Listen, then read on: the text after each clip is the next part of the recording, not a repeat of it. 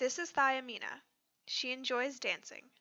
After decades of poorly controlled hypertension, she has recently been diagnosed with congestive heart failure. The only things that get her down are the painful swelling in her legs and edema in her lungs, leaving her in no condition to dance. Diuretics can lead to or exacerbate thiamine deficiency. When the going gets tough, the only thing that helps Thiamina get back on her feet is furosemide, which is a diuretic. Sometimes she has to be admitted to the hospital for IV furosemide and BiPAP to treat her pulmonary edema. Thiamine deficiency is a common finding in the elderly, particularly when hospitalized. Diuretics have been a popular pharmacological therapy still prescribed today for heart failure and hypertension, and have been known to induce thiamine deficiency by increasing its urinary excretion via the distal tubule. This deficiency can occur in all patients taking high-dose diuretic therapy and even in patients with persistent polyuria who are not on diuretics. Thiamine deficiency in heart failure. Regular replenishment of thiamine is necessary and essential. The body cannot produce thiamine and can only store up to 30 milligrams of it in tissues at a time. It has a half-life of 9 to 18 days. Heart failure patients are vulnerable to thiamine deficiency. This is because of the poor intake due to early satiety and cachexia in late stages of heart failure.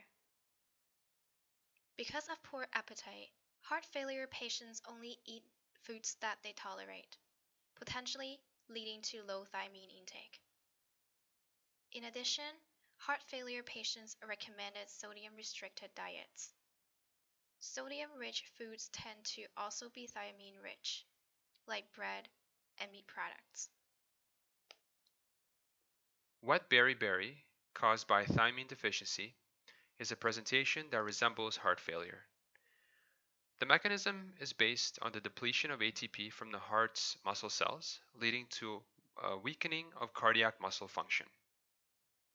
Failure of the heart muscle cells to produce ATP causes accumulation of AMP, which is converted to adenosine.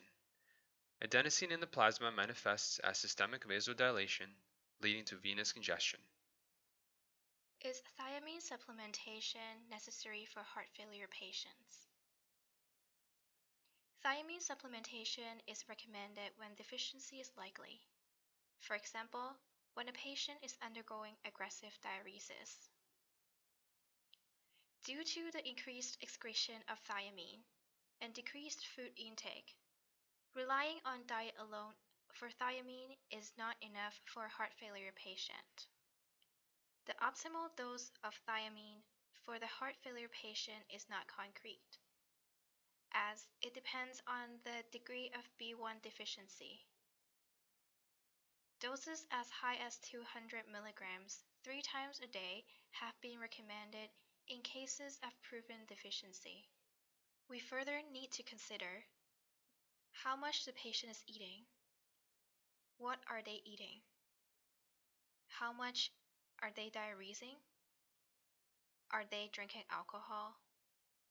And how long have they been on diuretics? Food for thought.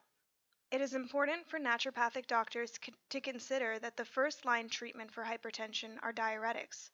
A large ALHAT study published in 2002 demonstrated that less costly traditional diuretics are more effective in treating hypertension than newer medications. Therefore, we should always consider that any patient with hypertension on diuretics could be thiamine deficient, and that degree of deficiency also depends on comorbidities like heart failure and alcoholism.